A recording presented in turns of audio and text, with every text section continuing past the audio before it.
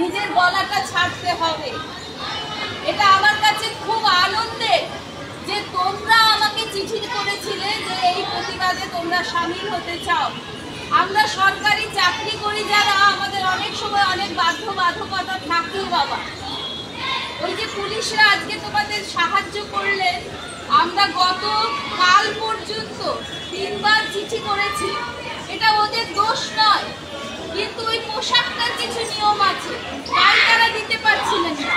কিন্তু দেখো আজকে যে ওরা চলে এসেছে, ওই পোশাকটার নিচে যে মনুষ্যত্বটা আছে তার টানে ওরা আজকে এসেছেন, কিন্তু অফিসিয়ালি কোনো পারমিশন আমরা পাইনি।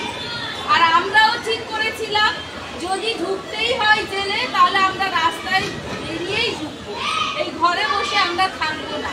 সেই কারণে হয়তো তোমাদের আলাদা করে মেসেজ দেওয়া সম্ভব ছিল না। দরকারও নেই, সবকিছু সোশ্যাল মিডিয়াকে টেনে নিয়ে করতে হবে তা নয়। তোমাদের সবসময় মাথায় রাখবে, অন্যায়ের বিরুদ্ধে প্রতিবাদ করার জন্য দিল্লি সবসময় পৌঁছতে হবে তা নয়। তুমি তোমার বাড়ি থেকেই প্রতিবাদটা শুরু করো, তোমার কাজটা তুমি করো। আর এটা কখনো হতে পারে না যে সমাজ তৈরি হয়নি বলে। আমি আজকেই পড়ছিলাম, মেয়েদের বলা হচ্ছে রাত্রে ডিউটি কমিয়ে দেবে। আসলে এটা একটা পলিসি, মেয়েদের কাজ থেকে সরিয়ে দাও, ওদের ঘরে বসাও। হ্যাঁ, এগুলো একটা পরাধীনতা। মেয়েরা কোনো পরিবর্তন হবে না। পরিবর্তন যদি করতে হয় তাহলে নিয়মের করো, তাহলে সমাজটাকে বদলাও। মেয়েদের জন্য আলাদা করে রাত্রে ডিউটি থাকবে না, ওরা কাজ করতে পারবে না। ওদের আমরা জানি হয়তো কত হসপিটালে কত আয়ার কাজ করে গরিব মানুষ, তারা রাত্রেই করে, দিনের বেলা হয়তো অন্য কোথাও করে। কারণ তারা যে ওখানে কাজ করে তাদেরকেও কিন্তু টাকা পাঠাতে হয়, তাদেরকে ওখানে বসে আছে একটা গ্যাং, সেখানে তারা যদি 500 টাকা যদি কোনো রোগীর আত্মীয় দেয়, তাহলে সেখান থেকে 250 টাকা যায় ওই গ্যাংয়ের কাছে, আর 250 টাকা ওই মেয়েটি পায়। তাই তাকে দিনের বেলা কোথাও না কোথাও কাজ করতে হয়, আর সে রাত্রে তার শরীর নিংড়ে সে ওই রাত্রি জেগে কাজটা করছে তার সন্তানের মুখে দুমুঠো ভাত দেওয়ার জন্য। তাই এটা কোনো পলিসি হতে পারে না যে মেয়েরা ধর্ষিত হবে না, তোমরা ঘরের ভেতরে থেকে যাও। তাহলে এরপর ঘরের ভেতরে ঢোকাবে, তারপর সিন্ধুকের ভেতরে ঢোকাবে, তারপরে হয়তো কোনো চেম্বারের মধ্যে ঢুকিয়ে বলবে মেয়েরা তোমরা মরো। এটা হতে পারে না। আমরা কোনো সরকারি বিরোধিতা করছি না, কোনো এখানে রাজনৈতিক বক্তৃতা দিতে আসিনি, শুধু তোমাদের জানাতে এসেছি নিজেদের অধিকারের জন্য অন্য যে কোনো ভিকটিমের পাশে দাঁড়াও, নালে তুমি তোমার অধিকার কোনোদিনও খুঁজে পাবে না, এটা মনে রাখবে। আজ সত্যি আমরা খুব গর্বিত তোমাদের শিক্ষিকা হতে পেরে, যে তোমরা এটা রিয়েলাইজ করেছো। তোমাদের এখনো 18 বছর হয়নি, আমাকে অনেকে বলছিলেন 18 বছর হয়নি, ওরা ডিসিশন নিচ্ছে। যদি রাষ্ট্র ভেঙে পড়ে তাহলে 18-এর নিচে এসে ডিসিশন নিতে হবে। যদি একটা মেয়ের 12 বছরের বিয়েকে আমরা আটকাতে না পারি, তাহলে একটা মেয়ের 12 বছরের সিদ্ধান্তকে আমাদের মর্যাদা দিতে হবে। নিজেদের কখনো ঠকাবে না, নিজেদেরকে কখনো শোষণ যন্ত্রে তুলে ঠকাবে না। এবং তোমার মতো একটা মেয়ে, সে যাই করুক না কেন, যেই হোক না কেন, তোমার যদি শত্রুপক্ষ পুরো উল্টো দিকেও দাঁড়িয়ে থাকে, তার প্রতি যখন ইনজাস্টিস হবে তখন অবশ্যই রাস্তায় নামবে। তোমাদের আমার আগামী দিনের জন্য অনেক শুভেচ্ছা রইল। আমাদের সমস্ত ম্যাডামরা হয়তো এখানে পড়তে পারছেন না, যেহেতু হচ্ছে, কিন্তু আমি বিশ্বাস করি তারা প্রত্যেকেই মা, প্রত্যেকেই যে মেয়েটির বিরুদ্ধে এই ঘটনাটা ঘটলো আমরা তারও মা। কারণ তার অপমান মানে আমাদের প্রত্যেকের অপমান। তাকে ওইভাবে নৃশংসভাবে ধ্বংস করা মানে আমাদের প্রত্যেকের গায়ে সেটা এসে পড়েছে। আর যারা করেছেন তাদের মতো যারা সাপোর্ট দিচ্ছেন না, তাদের প্রত্যেকের গায়ে ওই রক্ত লেগে, প্রত্যেকের গায়ে। আমাদের সকলের তরফ থেকে তোমাদের জন্য অনেক শুভেচ্ছা রইল। আমরা 1 মিনিট যে ভিকটিম তোমরা সবাই জানো, তার নাম প্রকাশ আমরা করবো না, কিন্তু সে আমাদেরই ঘরে, সে আমার মেয়ে, ওনার মেয়ে, ওনার মেয়ে, সবার মেয়ে, তোমাদের বোন, তোমাদের দিদি, সবার। একজন ডাক্তার যখন পরিষেবা দেন তিনি দেখেন না কিন্তু কি ধর্ম, কি জাত, কোন ফ্যামিলি থেকে বিলং করতে, কিছু দেখেন না, কিন্তু সেবা করতেই এসেছি। আমরা তাকে নিতে পারলাম না, আমরা তাকে রাখতে পারলাম। আমরা তার জন্য 1 মিনিট নীরবতা পালন করব। তারপর দর্শক, আমি তো একেবারে মন দিয়ে শুনছিলাম কথাগুলো, যে একটি স্কুলের দিদিমণি, স্কুলের নাম হচ্ছে তারা সুন্দরী বালিকা বিদ্যালয়, বিদ্যা ভবন নাকি বিদ্যালয়, বিদ্যা ভবন, যাই হোক, হাওড়া হাওড়া। তো দিদিমণি বক্তব্য রাখছেন এবং স্কুলের মেয়েরা প্রতিবাদ করেছে, তাতে উনি গর্বিত। বললেন যে আমি আগে থেকেই পুলিশের পারমিশন চাইছিলাম, তো দেওয়া হচ্ছিল না। শুনলেন আপনারা উনি কি বললেন, কথাগুলো আমি মন দিয়ে শুনছিলাম পুরো কথাটা। সত্যি কিন্তু দর্শক, ইনারাই হচ্ছেন দিদিমণি, শিক্ষিকা, সমাজকে গড়ার কারিগর।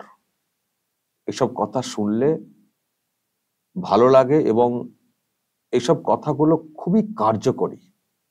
যদি প্রত্যেক শিক্ষক শিক্ষিকা এই মানসিকতার হয়ে থাকেন, সেই সব শিক্ষা প্রতিষ্ঠানে ছাত্র ছাত্রীরা, পড়ুয়ারা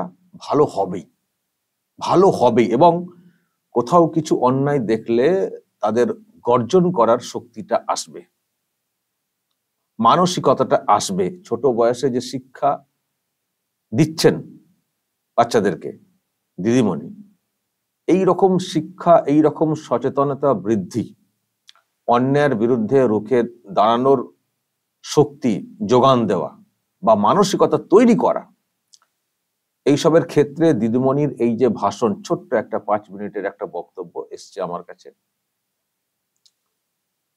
দারুণ লেগেছে দর্শক, দারুণ। আমি অন্যান্য জায়গাতেও দেখছিলাম, তো দেখে ভাবলাম যে যারা দেখেননি তারা দেখুন আরামবাগ টিভি প্লাস চ্যানেলের মাধ্যমে। এটাই তো হওয়া উচিত।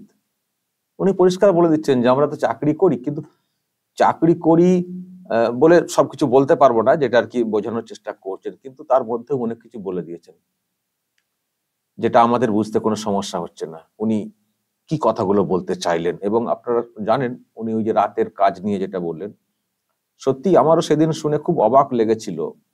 এবং ঘোষণাটা করেছিলেন আবার একজন প্রাক্তন আইএএস অফিসার, আলাপন বন্দ্যোপাধ্যায়। রাজ্য সরকারের সিদ্ধান্ত বলে, মুখ্যমন্ত্রীর মুখ্য সচিব 2.5 লক্ষ টাকা প্লাস বেতন পান চাকরি চলে যাওয়ার পর নতুন করে। তো উনি যখন বলেছিলেন এই কথাটা, যে পলিসি নেওয়া হচ্ছে সরকারিভাবে যে রাতে মহিলাদেরকে ডিউটি যাতে কম দেওয়া যায় বা বন্ধ করা যায়, এই টাইপের কিছু একটা বলেছিলেন। অবাক লেগেছিল কথাটা শুনে, যে আপনি একজন আইএএস অফিসার, আপনার মুখে এই রকম কথা, আপনি সমাজের পরিবর্তন ঘটাতে পারবেন না, নিরাপত্তা ব্যবস্থাকে আঁটাশোটা করতে পারবেন না, যারা দুষ্কৃতী, যারা ধর্ষক, তাদের বিরুদ্ধে কড়া ব্যবস্থা নিতে পারবেন না, আপনি মহিলাদেরকে ঘরে বসে যেতে বলছেন।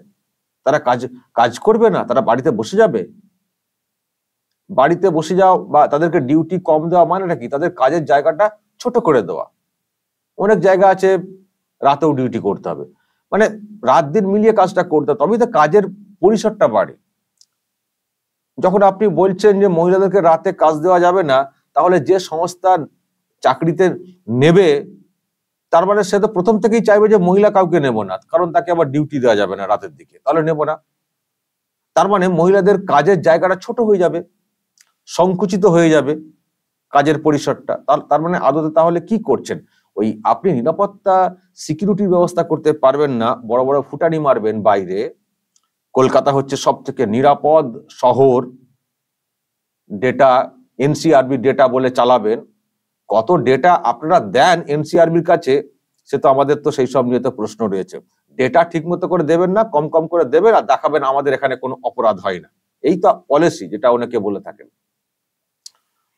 তো এটা আর কি আলাপন বন্দ্যোপাধ্যায় বলেছিলেন যে কি একটা অ্যাপ চালু করার কথা বলা হয়েছিল, আর ওই রাতের দিকে ডিউটি কম। এটা কোনো কথা হলো? একজন প্রাক্তন, এটা অন্য কোনো চুটকে নেতা যেমন আছেন আর কি তৃণমূল কংগ্রেসের, তারা কেউ বললে তাও মানতাম, অশিক্ষিত মূর্খ।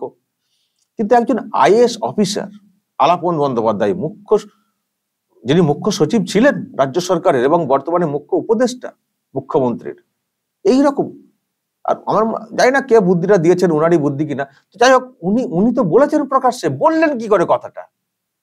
এটা কখনো সহ্য করা যায়?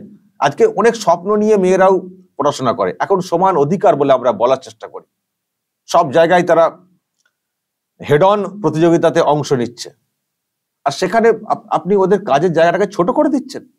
স্বপ্ন নিয়ে সবাই এগোনোর চেষ্টা করছে, রাতে তো বহু বড় বড় কাজ হয়, মানে বড় বড় সেক্টরে কাজ হয়, আইটি সেক্টরে রাতে কাজ হয়, সফটওয়্যার ইঞ্জিনিয়ার যারা আছেন তারা কোম্পানিতে কাজ করেন। আপনি বলছেন রাতে ডিউটি দেওয়া যাবে না বা ডিউটি কমাতে হবে, তাহলে কাজ হবে? কেউ কাজে নেবে? কোনো সংস্থা নেবে, নিতে চাইবে? তারপরে আপনি তো সমস্যার মধ্যে ফেলে দিচ্ছেন, একটা টাফ কম্পিটিশনের মধ্যে ফেলে দিচ্ছেন চাকরির ক্ষেত্রে।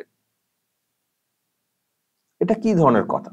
যাই হোক, ওই কথারও দেখলাম উনি প্রতিবাদ করলেন যে আস্তে আস্তে গৃহবন্দী, তারপর সিন্ধুকে বন্দী করে দেওয়ার চেষ্টা হচ্ছে। তো প্রতিবাদ করতে হবে, সমাজে যেখানে যা প্রতিবাদ করার করতে হবে। বাচ্চা বয়স, ওই যে বললেন, কেউ কেউ বলছেন যে 18-র নিচে এদের বয়স, কেন এদেরকে দিয়ে এইসব করানো হচ্ছে? আরে 18-র নিচে রেপ হয়ে যাচ্ছে, আপনারা ওই নাবালিকার বিয়ে আটকাতে পারেন না, বিয়ে হয়ে যায় 18 বছরের নিচে, আর প্রতিবাদ করলে, কোনো ইস্যুতে প্রতিবাদ করলে সেটা নিয়ে আবার কথা বলছেন 18 বছরের নিচে কেন এইসব করাচ্ছেন, মিছিল কেন হচ্ছে, ন্যাকা।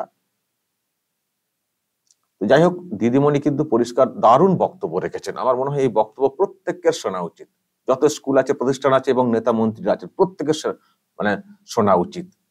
যা খুশি বলা যায় না, যা খুশি ভেবে চাপিয়ে দিয়ে দমিয়ে দিয়ে রাখা যায় না, সবাই কিন্তু কথা বলছেন।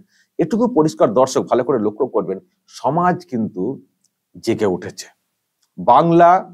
বাংলার যারা সচেতন মানুষ, যারা ভয় পেতেন কি বলবো কি হয়ে যাবে, ছেলেমেয়েরা সব কিন্তু জেগে উঠেছে।